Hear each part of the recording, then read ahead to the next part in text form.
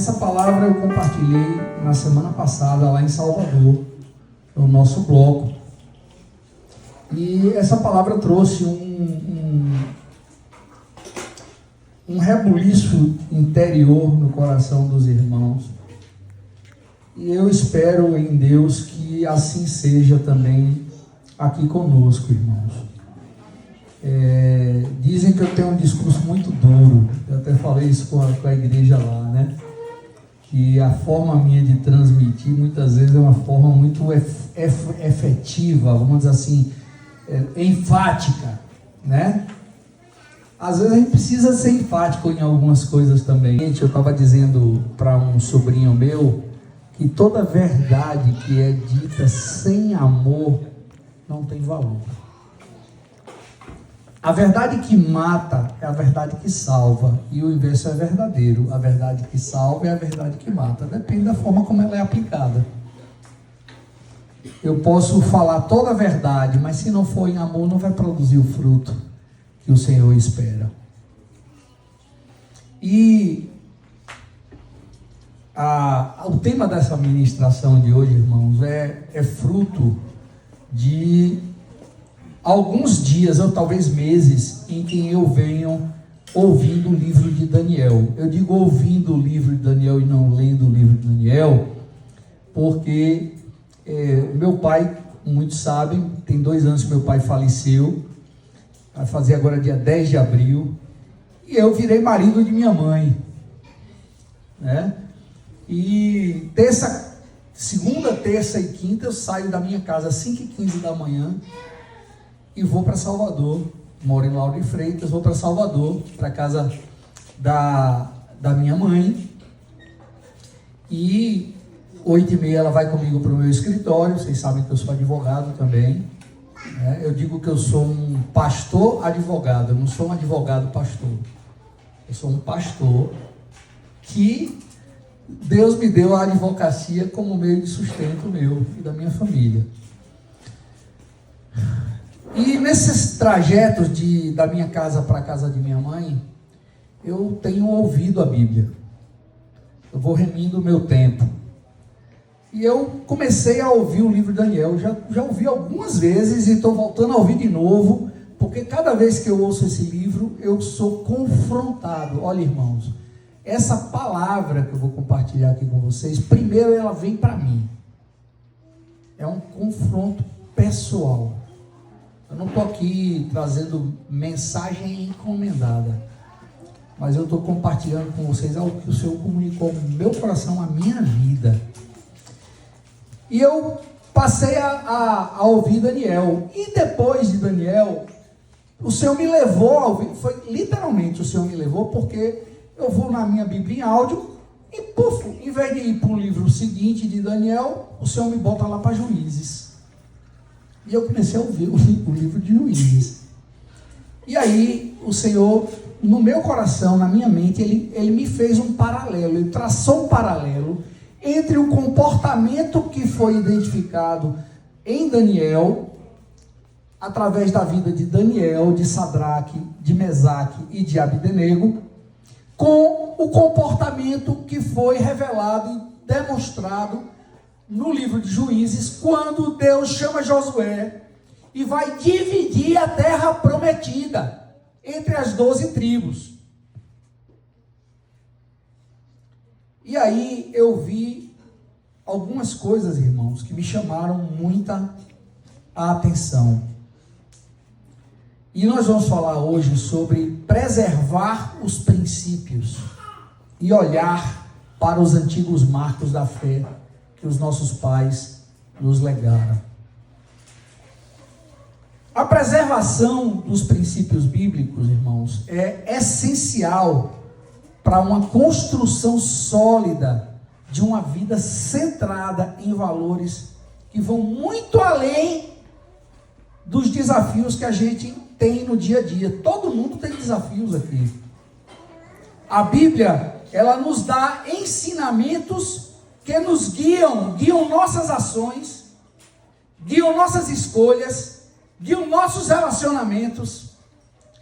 E ela promove não apenas a paz interior que nós precisamos, mas também o respeito ao próximo e a esperança em um propósito maior. Hebreus fala que a esperança é a âncora da alma. E esses princípios, quando nós vivemos, refletem uma fé viva que transforma tanto a vida individual, ou seja, a minha vida, quanto a vida das pessoas que estão ao nosso redor. Mateus 5, 6 e 7, Sermão do Monte, os últimos versículos do Sermão do Monte, lá no Mateus 7, diz que a multidão se maravilhava do ensino de Jesus, porque ensinava não como os escribas e fariseus, mas como quem tinha autoridade. A autoridade de Jesus vinha de uma vida que o exemplo precedia a palavra. Jesus primeiro viveu, ele viveu e marcou aquela geração pela sua postura, pelo seu exemplo de vida. E quando ele ensinava, aqueles homens viam que o seu ensino condizia com aquilo que ele vivia. A pregação maior de Jesus foi feita sem abrir a boca. Como é que nós temos feito nossa pregação? A nossa pregação é uma pregação condizente, é uma pregação que reflete aquilo que a gente vive, ou a gente tem aquela máxima em nossa vida: faça o que eu digo, mas não faça o que eu... Essa não é, definitivamente não é a pregação de um discípulo de Cristo.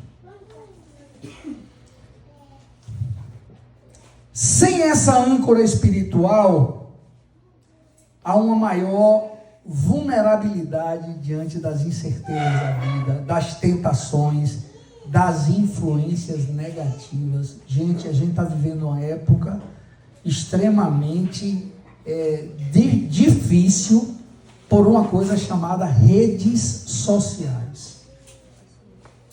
Todo mundo tem necessidade de mostrar a sua vida, o que está fazendo, o que está falando, o que está comendo, o que está vestindo.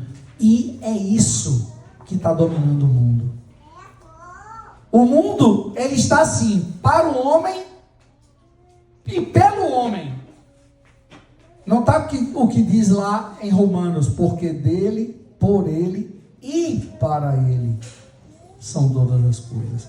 Hoje é porque do homem, pelo homem e para o homem. É o que a rede social fala.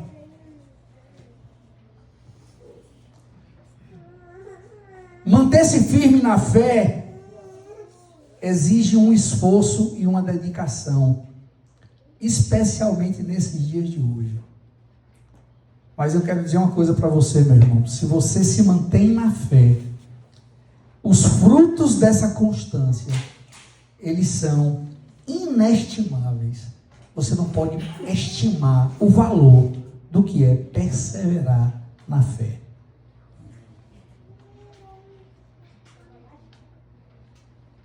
É importante que a gente entenda a necessidade de nos dedicarmos a alcançar o reino de Deus. Interessante, né? Eu tenho que me esforçar para alcançar o reino de Deus? Você tem que se esforçar? Tem. O próprio Jesus falou isso em Mateus 11:12. Jesus disse: desde os dias de João Batista até agora, o reino dos céus é tomado por esforço, e os que se esforçam se apoderam dele. Olha aqui, olha aí. Isso importa dizer, queridos, que você, meu irmão, que eu, não importa se eu sou pastor, eu sou um filho de Deus, eu sou um discípulo de Cristo, que eu tenho que me esforçar no meu dia a dia para alcançar o reino de Deus. Me esforçar me posicionando, mantendo as coisas que nós recebemos pelos nossos pais da fé, que firmaram nossa conduta, que firmaram nossas escolhas e que nos ajudaram a chegar até aqui hoje. Eu sempre uso uma frasezinha que vocês já me ouviram dizer: tem um preço, mas tem uma recompensa. Tem uma recompensa, mas tem um Não é verdade? Muita gente só lembra que tem uma recompensa, mas tem um preço. Lucas 14:33, Jesus fala sobre isso. Não é? O que é que diz Lucas 14:33? Aquele, pois, que não renunciar tudo quanto tem, não pode ser meu discípulo. Aquele que não renuncia tudo quanto tem, não pode ser meu discípulo. Com Jesus não tem negociação. Ou você é, ou você não é. A Bíblia, ela é clara ao afirmar que aqueles que permanecem fiéis receberão grandes recompensas e experimentarão uma comunhão profunda com Deus, que é a fonte de todo amor, de toda força e de todo consolo. Jesus nos fala lá em Mateus 24:13, aquele que perseverar até ao fim, aquele que persevera, esse será salvo. Irmãos, deixa eu dizer uma coisa para vocês, não adianta nada você viver a sua vida toda em santidade e dar uma despirocada, endoida, e vai viver em pecado no último dia de sua vida, aí, pô, você morre. Morreu em pecado? Já foi. O inferno te espera.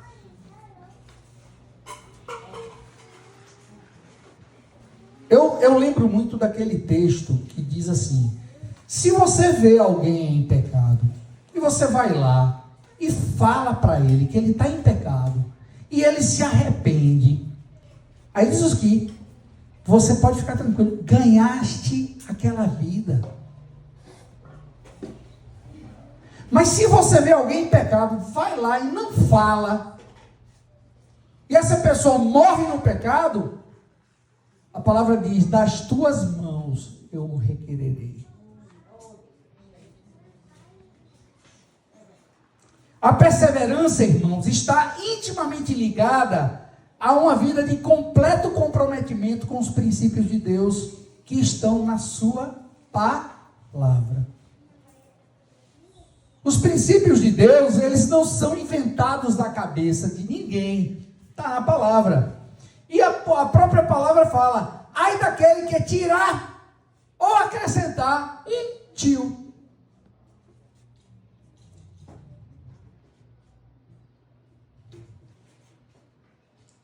A preservação dos princípios bíblicos é mais do que um ato de devoção. É uma forma de honrar os marcos espirituais que foram postos por nossos pais na fé e que sustentaram gerações e que nos sustentam até hoje. A Bíblia nos ensina a importância de não remover os antigos marcos que nossos pais puseram. Provérbios 22:28, mostrando que esse fundamento espiritual é pilar essencial para uma vida sólida e conectada com Deus, irmãos. Os antigos marcos representam valores, ensinamentos e testemunhos que nos guiam em direção ao propósito eterno de Deus. Eu queria fazer um convite a você agora. Pense aí, quem tem aqui 30 anos de convertido? Quem tem? Levanta a mão. Pronto, beleza. Eu queria fazer um convite a você. Olhe lá para trás e veja se o evangelho que você recebeu, que te levou à conversão, é o mesmo que se vê e que se vive hoje. Não é, irmãos. A gente está vivendo um evangelho diluído, aguado. É a mesma coisa se você pegar 1 litro de leite, botar 10 litros de água e misturar, você vai ter uma água suja. Esse é o evangelho que tem se pregado por aí, um evangelho de facilidades, um evangelho de presentes. Você obedece a Deus e você vai ser próspero. Você obedece a Deus e você vai ser abençoado. Você obedece a Deus e você vai ter saúde. E não é assim. Eu tenho que obedecer a Deus porque eu tenho que obedecer a Deus. Eu tenho que viver o reino de Deus porque eu entendi que o reino de Deus é o governo de Deus sobre a minha vida. Eu não imponho condições ao Senhor. Eu conheço uma irmã, minha mãe conhece uma irmã e eu conheço também essa irmã. Essa irmã, desde sempre, eu não sei se vocês sabem, eu vim da Igreja Batista. Eu fui pastor batista. Meu pai era pastor batista. E meu avô era pastor batista. Então eu tenho uma realidade de tradição batista, de tradição entre aspas, né? Que em 91, quando eu conheci o Evangelho do Reino, conheci essas verdades que me confrontaram, me levou a mudar algumas histórias da minha vida, algumas escolhas, algumas práticas da minha vida. E na Igreja Batista dos Mares, que era a igreja que meu pai era pastor, tinha uma irmã que eu conheci desde menino, adolescente. E essa irmã era uma irmã muito fervorosa, sabe aquela sapatinho de fogo? Muito fervorosa. Essa irmã foi acometida de um câncer. E ela está extremamente abatida, está em depressão, porque ela achava que Deus tinha a obrigação de curar ela. Porque a oração dela era uma oração poderosa e Deus não ouviu a oração dela e ela está morrendo. Irmãos, não funciona dessa forma com Deus. Deus é Senhor sobre todas as coisas. Deus não se dobra a exigências de ninguém. Ele é o que é e Ele faz o que lhe apraz. Eu me lembro também daqueles exemplos que a gente dá muitas vezes com relação à questão do calvinismo, predestinação, ou daqueles que acreditam no pré-milenismo. O que é o pré-milenismo? O pré-milenismo prega que a igreja vai ser arrebatada antes da tribulação. Desculpe, pré-milenismo não, pré-tribulacionismo. Obrigado, Gilmar. Crê que a igreja vai ser arrebatada antes da tribulação. Irmãos, a palavra de Deus é clara que não vai ser assim. E eu lhe digo, imagine que se eu estou preparado como cristão para passar pela tribulação, se eu for arrebatado antes da tribulação, é lucro. Mas se eu não estiver preparado para passar pela tribulação, quando eu estiver passando pela tribulação, a minha fé vai decair e eu vou apostatar da fé, porque eu vou achar que Deus está sendo injusto comigo. Entenderam o exemplo? Porque a palavra de Deus diz que nós vamos ser perseguidos.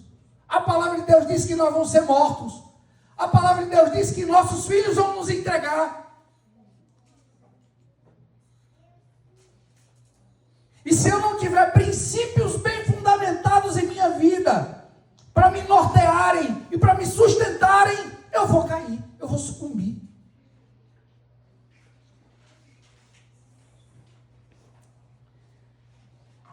Esses marcos antigos, irmãos, que nós recebemos há 30 anos atrás, ou mais, alguns mais,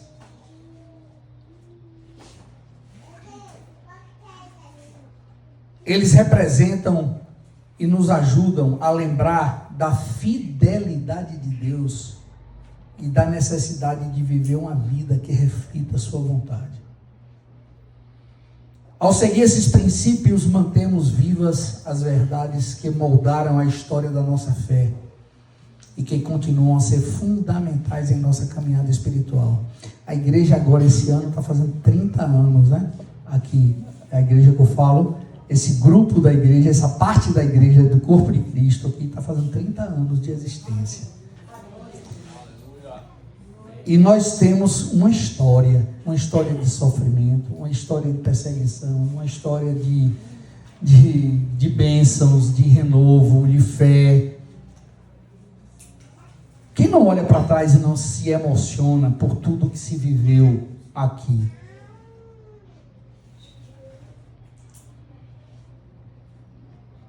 Eu me lembro que em 1994, 95, eu vinha para cá, e meus meninos, tudo pequeno, subia nas árvores da casa de Dona Lola, atrás, e Dona Lola ficava desesperada, pensando que eles iam cair. Eu digo, não, meu irmão, fique tranquilo, que eles são acostumados a subir em árvore, né? Mas era muita história. O que era Miguel Calmon em 94, 95? Era bem distinta do que é hoje, né?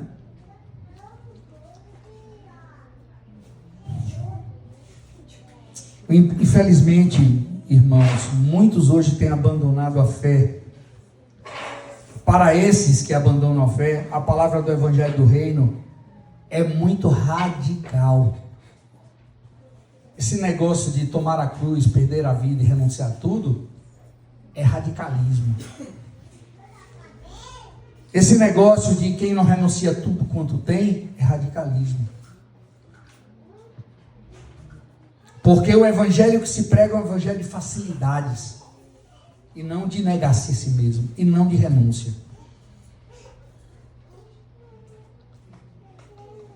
Eu ouvi uma história recente, eu soube de uma história, de que em um grupo de conversa um irmão falava de cruz, a necessidade de tomar a cruz, a necessidade de ir para a cruz.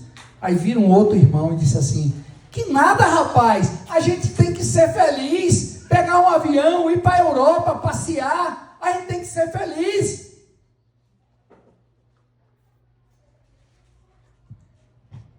Cruz, irmãos. Cruz. Jesus nos chama à cruz e à renúncia. Aquele que não toma a sua cruz não pode ser discípulo do Senhor. Abandonar a fé e os marcos estabelecidos pelos nossos pais espirituais podem trazer para nós consequências gravíssimas. Porque sem uma base firme na palavra de Deus, irmãos, a vida espiritual se torna vulnerável às influências externas e às inconstâncias desse mundo. Por que tanta gente tem apostatado da fé? Apostatar da fé é negar a fé. Por que tanta gente tem negado a fé? Porque em um dado momento da sua caminhada com Deus, deixaram a simplicidade da obediência à palavra. Deixaram a sujeição ao corpo de Cristo, que é a igreja, para viverem uma vida de solidão e de independência. Eu quero dizer para você, meu irmão, e eu estou falando para mim, essa palavra volta para mim, que o solitário busca seus próprios interesses e insurge-se contra a verdadeira sabedoria. Na multidão de conselheiros há sabedoria.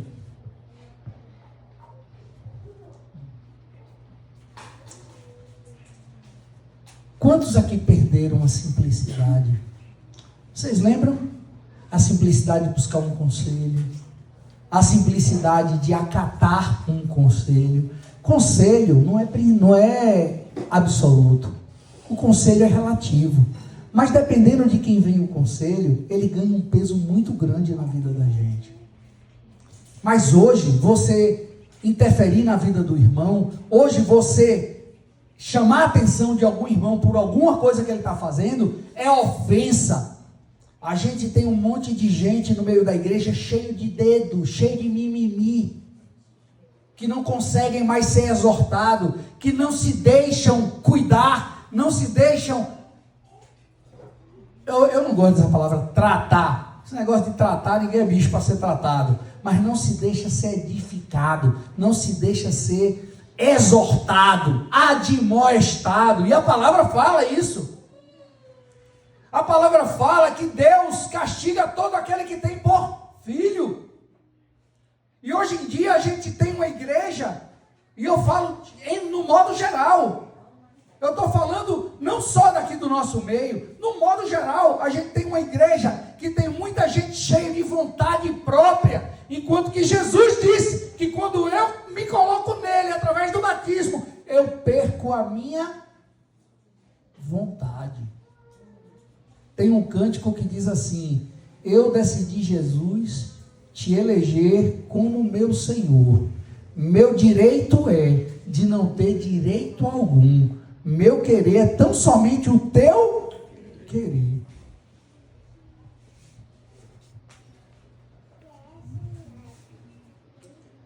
O abandono dos princípios bíblicos fatalmente levará ao distanciamento de Deus, ao vazio espiritual, à perda de propósito, resultando em sofrimento espiritual e emocional. Uma coisa que é muito observada também, irmãos, é o seguinte: a cada geração que passa, a gente vê os valores indo por ralo. A cada geração que passa, cada geração que vem, transmitem o ensino e as verdades com menos intensidade e com mais concessões.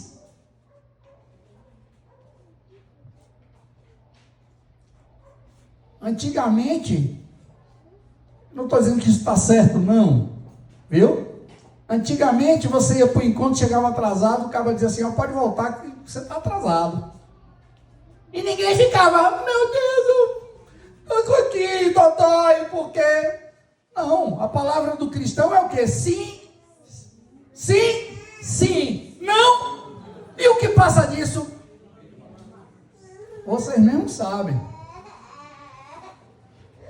Eu não estou dizendo que esse tipo de radicalidade é uma coisa boa que instrui, mas no mínimo nos faz passar uma vergonha, para a gente tomar vergonha e viver o reino de Deus de uma forma efetiva. Ter compromisso.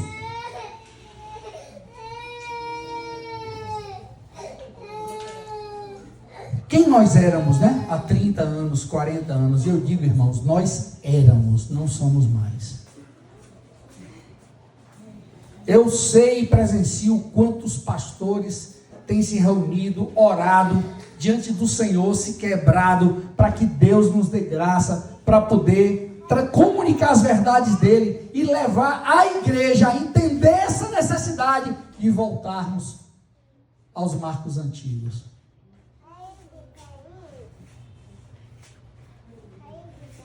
Tem um cântico que diz assim: quero voltar ao início de tudo, encontrar-me contigo, Senhor. Quero rever meus conceitos e valores, eu quero reconstruir. Vou regressar ao caminho, vou ver as primeiras obras, Senhor. Eu me arrependo, Senhor, me arrependo, Senhor, me arrependo, Senhor. Eu quero voltar ao primeiro amor, ao primeiro amor. Eu quero voltar a Deus. Deus nos chama, irmãos, ao arrependimento, a olharmos e vermos onde nós nos desviamos do que Ele espera de nós como igreja, como corpo de Cristo. Amém. Aleluia. E assim seja. A Bíblia é clara ao afirmar que a desobediência às ordens de Deus e o afastamento dos seus caminhos trazem maldição, enquanto a fidelidade gera bênçãos. Eu não tenho que ser fiel a Deus pelas bênçãos que vão ser geradas, mas o resultado de viver uma vida de sujeição aos princípios, é claro que vão advir da parte de Deus fidelidade e cuidado. Não quer dizer que eu não vá sofrer. obediência e a fidelidade aos princípios fatalmente me farão sofrer, porque a minha vida confrontará o padrão desse mundo. Aí eu vou passar por perseguição, eu vou passar por sofrimento, mas Deus está comigo. Até a consumação dos séculos. Portanto, meus irmãos, é indispensável que a gente se esforce para preservar os princípios bíblicos, para honrar os marcos postos por nossos pais da fé. E essa preservação não é apenas um ato de reverência, mas, sobretudo, é uma forma de garantir que a mensagem de Deus permaneça viva e impactante, transformando vidas e trazendo luz ao mundo de trevas. Eu sou luz.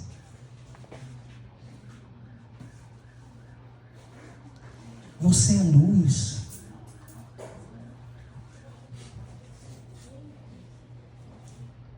Eu quero dizer para você, meu irmão, o seguinte: a palavra fala, se você vê teu irmão em pecado, vai entre ti e ele, se ele se converter, show de bola. Se ele ainda não te ouvir, vai e leva uma testemunha.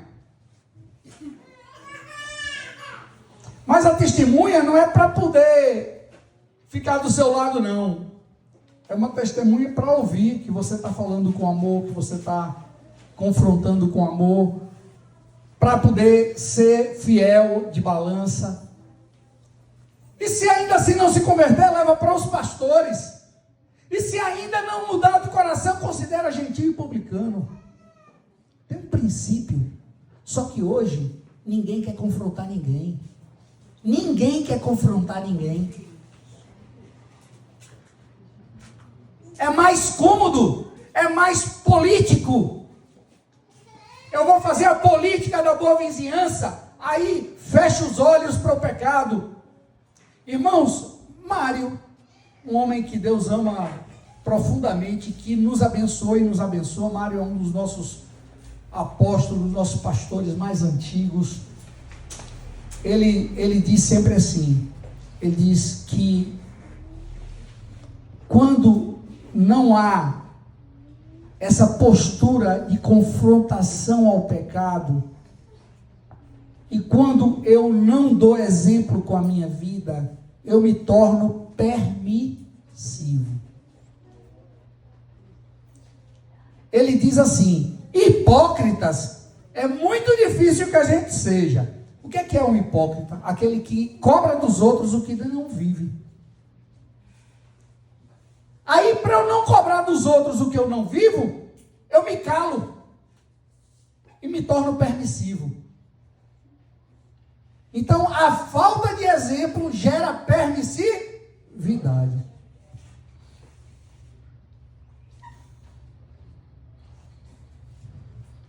Vamos falar um pouquinho sobre Sadraque, Mesaque e Abdenego, falar sobre Daniel também. Esses homens foram exemplo de fidelidade. Dá um panorama geral daquela época. Cativeiro babilônico. O povo de Deus foi levado cativo para a Babilônia. Havia naquela época uma pressão cultural para aqueles homens ali. Naquele exílio babilônico, Daniel e seus amigos enfrentaram situações de grande pressão para se conformarem aos costumes e à idolatria da cultura dominante. Lá em Daniel 1:8, depois de que eles foram presos, o rei Nabucodonosor mandou separar os melhores do povo e para poder preparar eles, e disse assim, durante 3 anos, esses homens ficarão num palácio, comendo das iguarias do rei, bebendo do seu vinho, para aprender toda a cultura da Babilônia, aprender a linguagem, aprender o idioma, e depois servirem no palácio. A Bíblia fala que Deus deu a Daniel graça aos olhos diante do do copeiro mó ou do chefe dos eunucos, que ele diz, olha, não vamos fazer isso assim não. A Bíblia fala lá em Daniel 8, resolveu Daniel firmemente não contaminar-se com as finas iguarias do rei, nem com o vinho que ele bebia. Daniel vai então ao cozinheiro lá e diz assim, olha, só dá pra gente legume e água. Aí o cozinheiro disse assim, rapaz, vocês querem me deixar em apuro com o rei, ele vai acabar me matando. Porque se vocês comerem legume e água e estiverem mais fracos do que aqueles outros que estão comendo das finas comidas que o rei manda servir e bebendo do seu vinho, ele vai cobrar de mim. Aí Daniel disse assim, faz assim, me dá 10 dias. E veja como a gente vai estar daqui a 10 dias. E se a gente não tiver tal qual, tão vistoso como estavam aqueles outros, a gente vai comer também. Aí o cara disse, beleza, 10 dias. E a palavra diz que após os 10 dias, eles estavam mais vistosos do que os outros que comiam as iguarias do rei. Vamos lá? Resolveu Daniel firmemente não contaminar-se com as finas iguarias do rei, nem com o vinho que ele bebia. Então pediu ao chefe dos eunucos que lhe permitisse não contaminar-se. Ora, Deus concedeu a Daniel misericórdia e compreensão da parte do chefe dos eunucos. Disse o chefe dos eunucos a Daniel, tenham medo do meu senhor, o rei que determinou a vossa comida e a vossa bebida. Porque, pois, veria ele o vosso rosto mais abatido dos que dos outros jovens da vossa idade. Assim poríeis em perigo a minha cabeça para com o rei. Então disse Daniel ao cozinheiro-chefe, a quem o chefe dos eunucos havia encarregado de cuidar de Daniel, Ananias, Misael e Azarias, que Sadraque, Mesaque e Abednego. Experimenta, te peço, os teus servos 10 dias, e que se nos deem legumes a comer e água a beber. Lá no versículo 15 diz, no fim dos 10 dias a sua aparência era melhor. Estavam eles mais robustos do que todos os jovens que comiam das finas iguarias do rei. Decidiu Daniel firmemente não contaminar-se. Irmãos, as iguarias do rei não eram comidas sacrificadas a ídolos.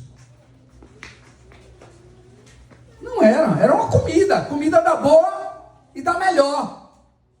O vinho do rei não era um vinho sacrificado a ídolo, era um bom vinho. Ou seja, era comida de boa qualidade.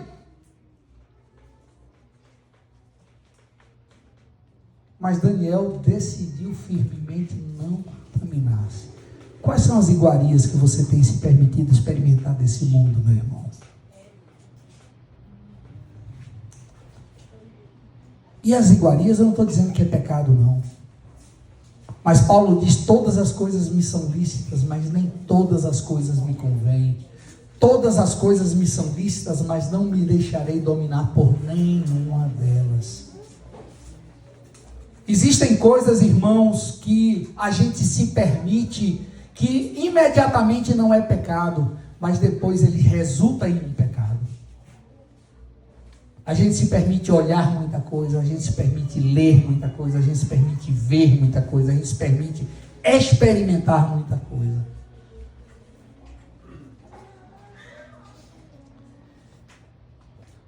Mais adiante, em Daniel 3:12, entre Daniel 3, de 8 a 12, a gente vê aquela história de que o rei Nabucodonosor construiu uma estátua de ouro. E ele baixou um decreto que todo aquele que quando ouvisse o som da harpa, do pífaro, da cítara, do saltério e toda sorte de música, se prostraria e adoraria a imagem de ouro.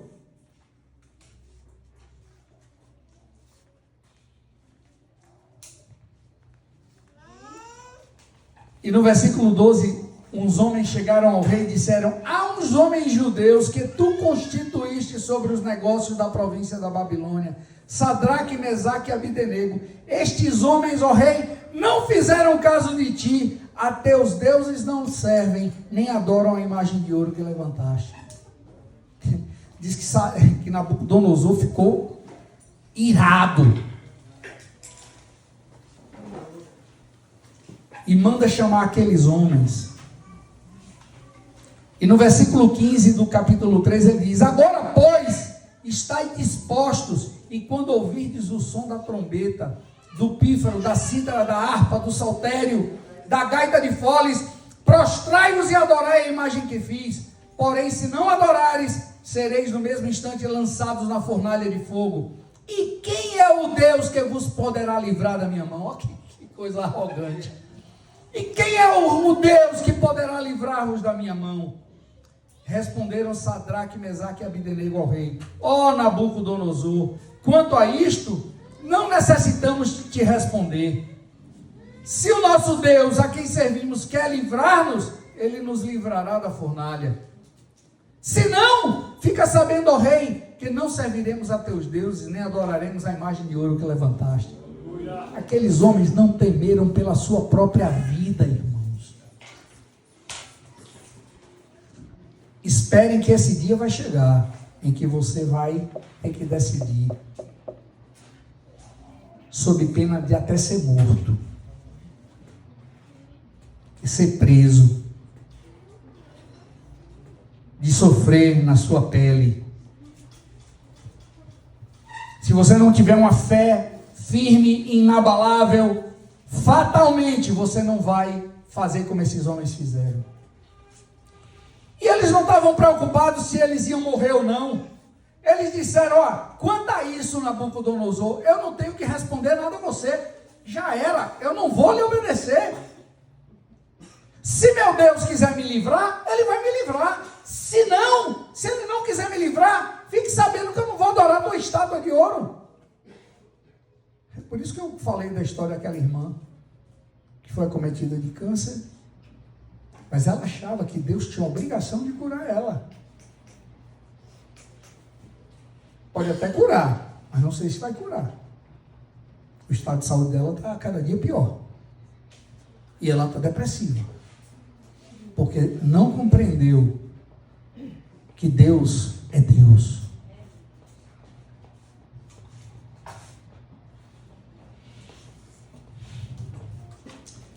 O resultado disso foi que Nabucodonosor se encheu de fúria, mandou aquecer a fornalha 7 vezes mais do que era normalmente feito. A coisa estava tão quente, que os homens que pegaram Sadraque, Mesaque e Abdenego para jogar na fornalha morreram, porque chegaram perto. Será que estava quente?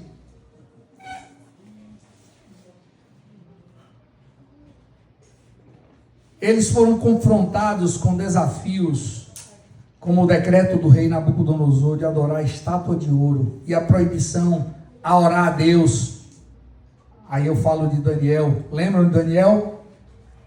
Os homens invejosos chegam para o rei e dizem: ó, tem um cabra ali, Daniel, que está desobedecendo o teu decreto. O que foi que Nabucodonosor fez? Eles disseram, eles não tinham que acusar Daniel. Aí eles foram para o rei e disseram assim: ó rei, baixa um decreto, segundo a lei dos medos e persas, que jamais poderá ser quebrado, para que em um dia ninguém faça oração a ninguém senão a ti, ó rei. Era um deus, né? Nabucodonosor se achava. E Daniel tranquilamente entrava no seu quarto no final da tarde, 3 vezes por dia, na janela que virava para Jerusalém, orava a seu Deus. Aí os caras vão lá para Nabucodonosor: ó rei, Daniel, aquele cabra lá, assim assado, que você gosta dele, né? Hein? Não, era o outro, Dario. É porque Daniel ficou Nabucodonosor, Belsazar Dario e Ciro. Então, é uma história longa, né? Então eu estou aqui de cabeça aqui. Aí ele chega lá, foram 30 dias, se não me engano, eu não estou, 30 dias. Aí o cara vai lá e denuncia Daniel. Aí o rei, triste, porque gostava de Daniel, passou o dia tentando reverter o quadro para livrar Daniel, mas os caras disseram, não, a lei foi feita e não pode ser quebrada, tem que botar Daniel na cova dos leões. Aí o rei diz assim, Daniel, você vai para a cova dos leões, mas quem sabe o teu Deus te livrará. E Daniel foi para a cova dos leões, irmãos. E o rei passou a noite em jejum. Não comeu, não pôs música diante de si. No outro dia de manhã cedinho, correu lá e disse, Daniel, porventura o teu Deus te livrou? Aí Daniel sai, vive Dario! O meu Deus mandou o seu anjo que fechou a boca do leão.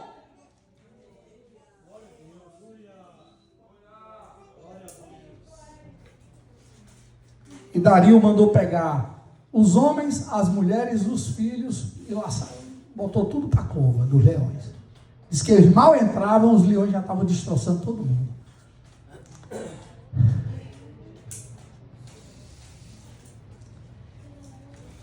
Irmãos, quando nós decidimos verdadeiramente sermos obedientes e fiéis ao Senhor, Ele cuida, Ele intervém, Ele se coloca a nosso favor. Entretanto, a nossa postura deve ser a mesma que tiveram Sadraque, Mesaque e Abednego. Se o nosso Deus, a quem servimos, quer livrar-nos, Ele nos livrará. Se não, Ele é Deus. Agora vamos para o outro lado. Juízes. Livro de Juízes. Você vê aqui uma primeira realidade. Olha só. Homens que viveram no cativo da Babilônia, no cativeiro babilônico, estavam debaixo de opressão, estavam vivendo uma situação extremamente difícil e foram fiéis. Agora a gente vai para Juízes. Fim do cativeiro do Egito. Deus chama a Josué para distribuir o território da terra prometida para o povo de Israel. E aí começou a dar, esse pedaço vai para a tribo de tal, esse pedaço vai para a tribo de tal. Vamos adiante. Ele deu ordem para aquele povo. E essa passagem de Juízes, ela faz justamente um contraponto com a passagem de lá de Daniel. Eu vou dar. E depois vocês vão receber também aqui. Como sempre. Eles fazem um contraponto com a fidelidade de Daniel e de seus amigos. O período dos Juízes nos mostra o que ocorre quando o povo decide adaptar as ordens de Deus. Quando Deus entregou a terra prometida às 12 tribos, Ele deu uma ordem clara de despovoar totalmente as cidades ocupadas pelos cananeus. Isso está lá em Juízes 1. Contudo, as tribos de Israel não obedeceram completamente às ordens do Senhor e permitiram que algumas cidades permanecessem habitadas. Essa decisão, irmãos, de preservar certos povos e suas práticas, levou Israel à idolatria, à corrupção moral e a constantes opressões dos inimigos. O livro de Juízes, ele é marcado por um ciclo repetitivo de pecado, sofrimento, arrependimento e libertação, evidenciando claramente que a desobediência resultou em maldição e sofrimento para o povo escolhido. A ordem divina. Deus instruiu Israel a despovoar completamente a terra prometida, eliminando a influência dos cananeus. E essas passagens nós encontramos em Deuteronômio e depois em Juízes. Deuteronômio 7, 1 e 2, diz assim: quando o Senhor teu Deus te introduzir na terra, qual e tiver lançado muitas nações diante de ti, os heteus, os gigazeus, os amorreus, os cananeus, os ferezeus, os heveus, os jebuseus, 7 nações mais poderosas e mais poderosas do que tu, e o Senhor teu Deus as tiver dado diante de ti para as ferir, totalmente as destruirá. Deus não abriu concessão, totalmente as destruirá. Não farás com ela aliança, nem terás piedade delas. Gente, qual é o espaço para adaptar uma ordem dessa? Está aqui, está claro.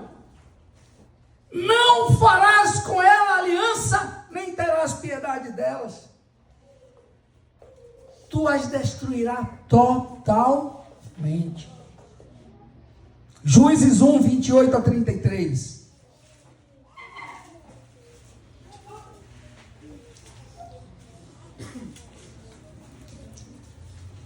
Quando, porém, Israel se tornou mais forte, sujeitou os cananeus a trabalhos forçados e não os expulsou de todo.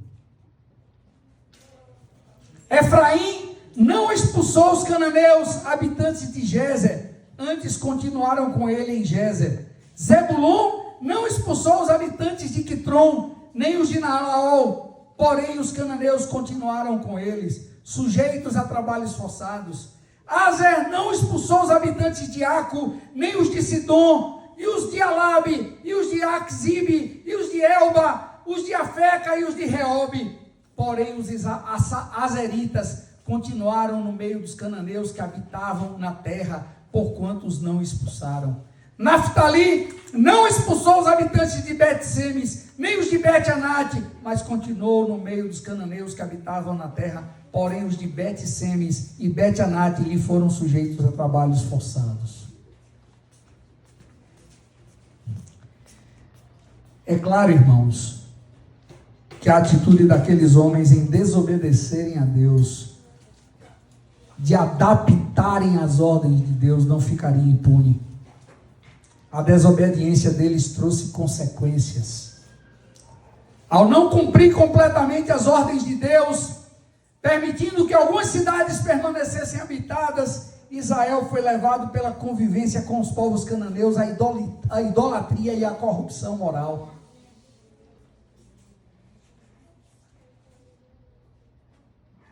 E eu pergunto, irmãos, com que povos estranhos você tem feito aliança?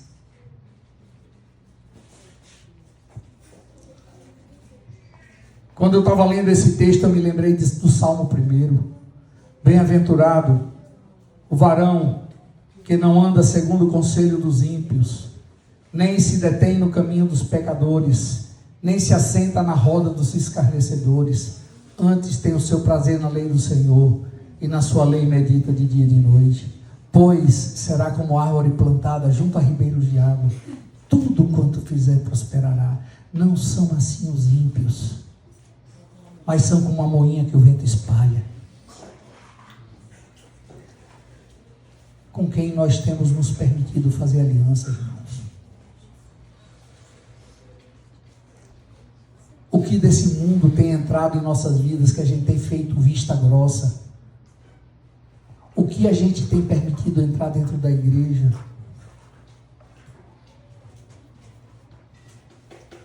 Eu falei uma coisa lá em Salvador que deu uma zebra.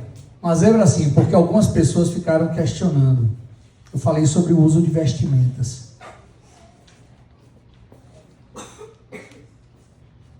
Que tipo de vestimenta você tem se permitido usar, que tem trazido assemelhamento ao mundo?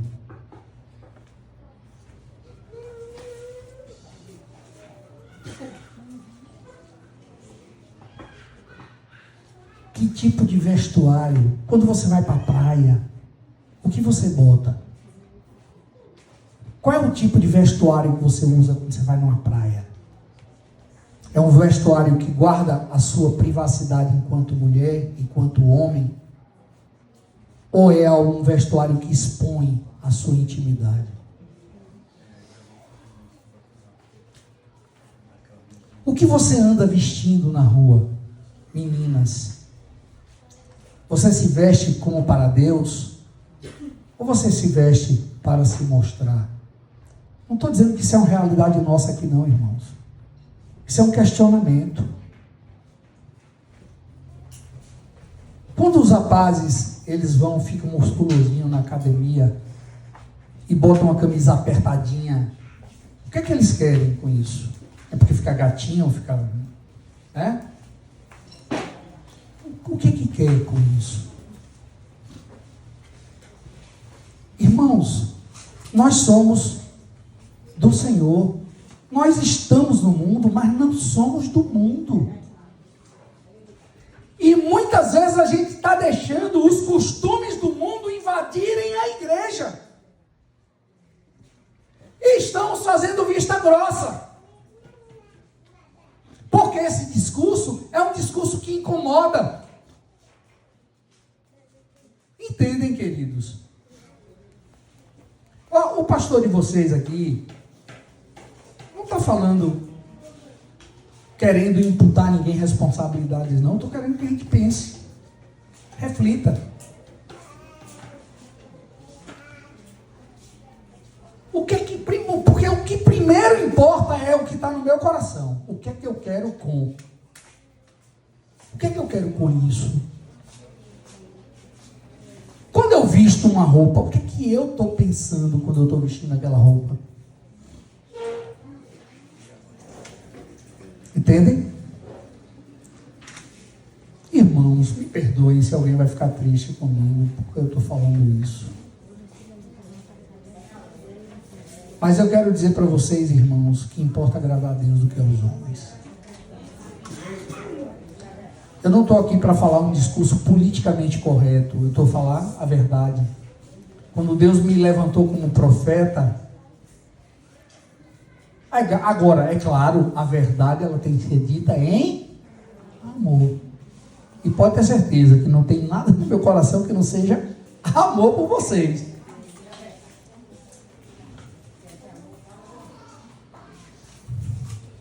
Vamos ver o que é que diz lá em Juízes 2, 1-3.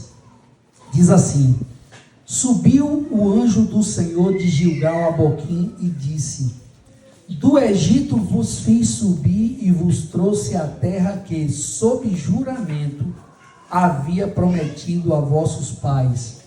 Eu disse: nunca invalidarei a minha aliança convosco. Vós, porém, olha lá, Deus disse para aquele povo: eu nunca vou invalidar a minha aliança com vocês. Vós, porém, não fareis aliança com os moradores desta terra. Antes derribarei os seus altares. Contudo, não obedeceste à minha voz. Que é isso que fizeste? O anjo perguntou para aquele povo: o que foi que vocês fizeram? O que foi que vocês fizeram? Pelo que também eu disse: não os expulsarei de diante de vós, antes vos serão por adversário, e os seus deuses vos serão laços. Irmãos, que palavra foi essa? Irmãos, que embaraço a gente está permitindo em nossa vida.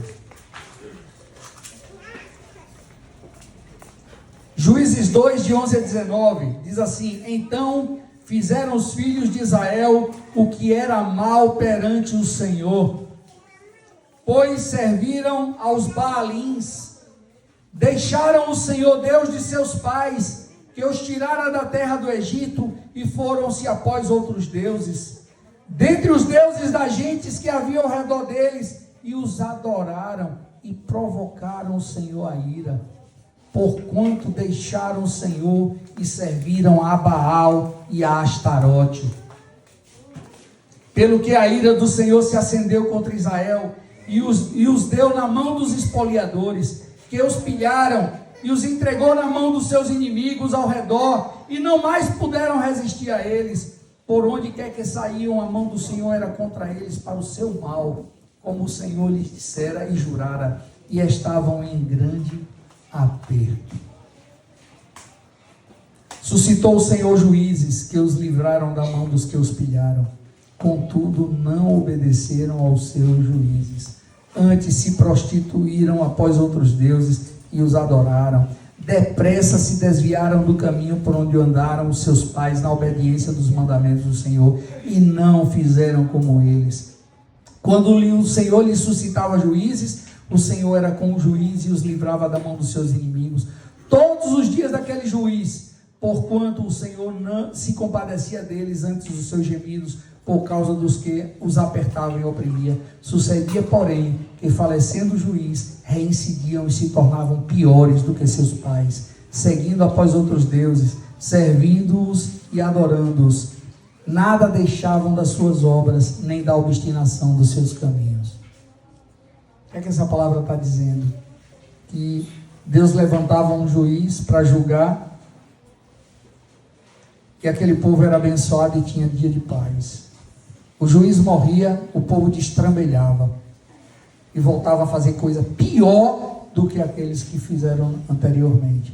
Cada dia a situação era pior. Cada dia a situação era pior. Ô irmãos, é o que eu vejo hoje. Eu vejo o evangelho que eu recebi há 30, 40 anos atrás. E eu vejo o evangelho que está sendo oferecido hoje. Ô irmãos,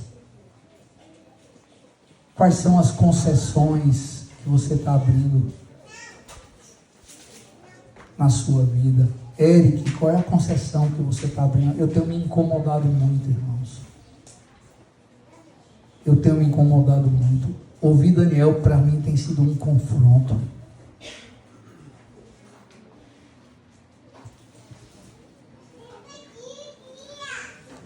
A infidelidade aos mandamentos de Deus resulta em sofrimento, maldição e perda de propósito.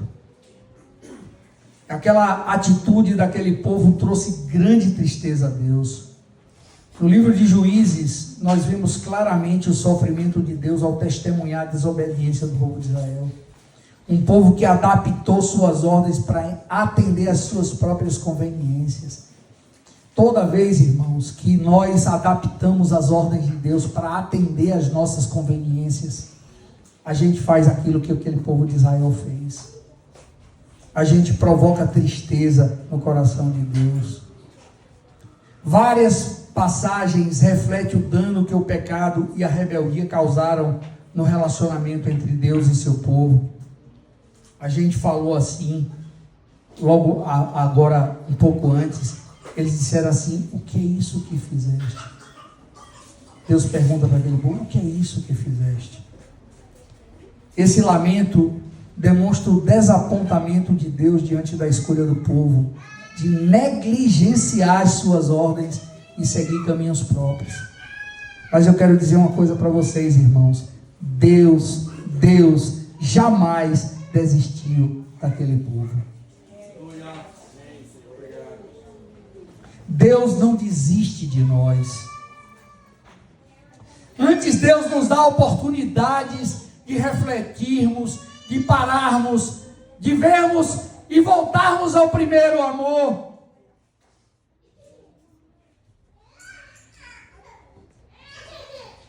O ciclo de pecado, opressão e libertação que se repete ao longo do livro de Juízes é uma clara evidência do desejo de Deus de restaurar seu povo, mesmo quando eles constantemente se desviavam. Em Juízes 10:16, após o povo clamar por perdão, a passagem diz: e a sua alma se angustiou por causa da desgraça de Israel. A palavra fala que a alma de Deus se angustiou por causa da desgraça de Israel. Essa frase mostra de forma contundente não apenas a tristeza, mas também a compaixão de Deus, que sofre ao ver as consequências da desobediência na vida dos israelitas. Toda vez que nós, entre nós ou no meio da igreja, nós vemos, Deus contempla alguém se desviando, deixando o caminho, deixando os princípios, a alma de Deus se angustia eles se enchem de tristeza. Como Deus tem nos visto. O sentimento de Deus para conosco tem sido o mesmo que teve para com Daniel, Sadraque, Mesaque e Abdenego? Ou tem sido o mesmo que teve para com Israel? Eu penso que esse momento, irmãos, é um momento de reflexão pessoal. Deus quer dar um freio de arrumação. Deus tem nos oportunizado que esse freio de arrumação ocorra em nossas vidas. Esse é um tempo de parar, de meditar, de ver onde caímos e nos levantarmos com a graça de Deus.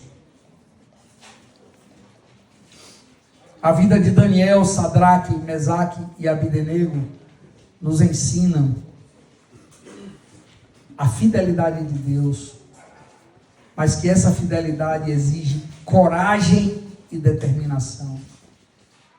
Essa fidelidade que nós temos que ter para com o nosso Deus exige de nós coragem.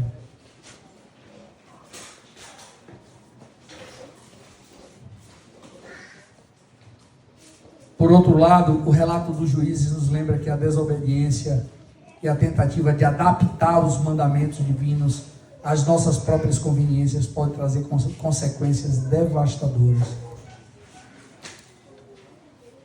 O Senhor está nos convidando a repensar nossos valores. O Senhor está nos desafiando a olharmos para os antigos marcos postos pelos nossos pais na fé. Nos lembrarmos do Evangelho que conquistou nossas vidas. Um Evangelho sério e com princípios inegociáveis.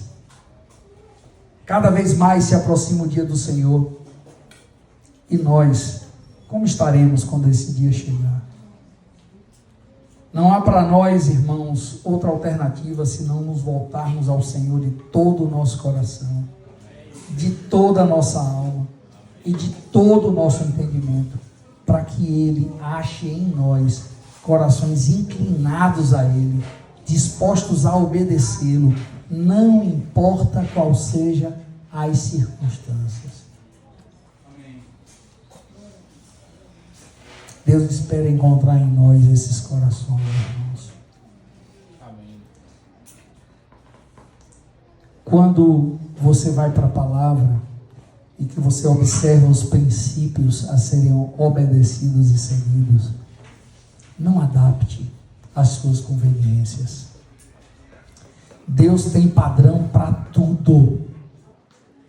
Deus tem padrão para o homem como marido, para o homem como pai, para a mulher como esposa. Deus tem padrão para a minha vida profissional. Deus tem padrão para a minha vida financeira. Deus tem padrão para o relacionamento entre jovens solteiros. Deus tem padrão para o relacionamento da vida de casado. Deus tem padrão para tudo. Agora eu tenho uma alternativa. Ou eu obedeço ou eu adapto.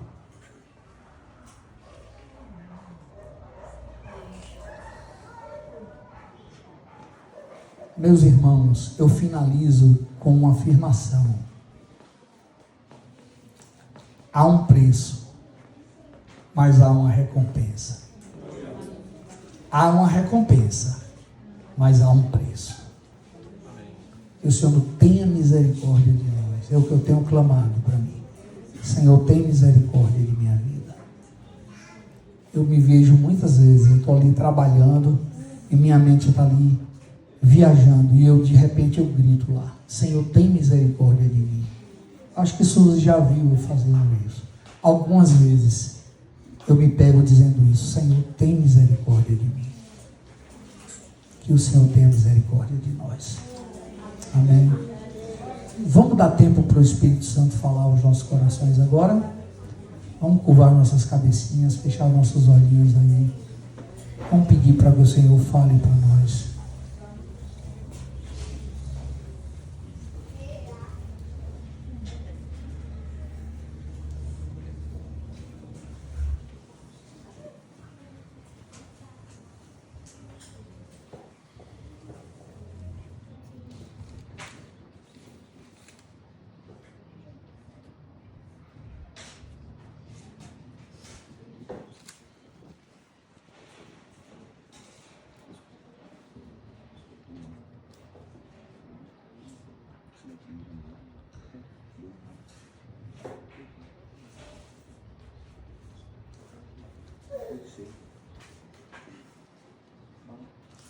Senhor,